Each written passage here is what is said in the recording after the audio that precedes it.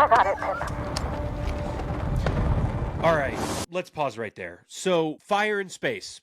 That doesn't make any sense. How can there be fire in space in Star Wars? Hey, how you doing? Are you someone who gets upset that there's fire in space or that sometimes the science in Star Wars doesn't necessarily make sense? I mean, it is science fiction, right? Wrong. It's space fantasy.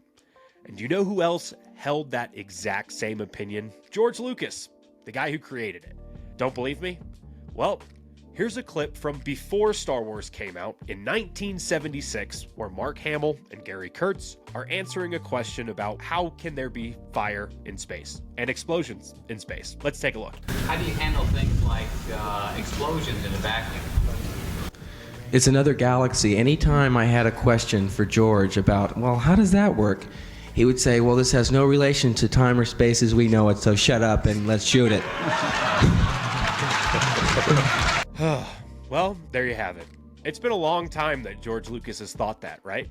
And look, this clip shows off two things. One, that opinion that we're talking about with George Lucas, and two, that fans have been trying to poke holes in the science, the logic of Star Wars for a long time. It's not a bad thing when done the right way. We can talk about Star Wars, we can argue about Star Wars, we can like and dislike things within Star Wars, but whether or not it makes sense, Star Wars is about having fun, and watching it is a lot of fun.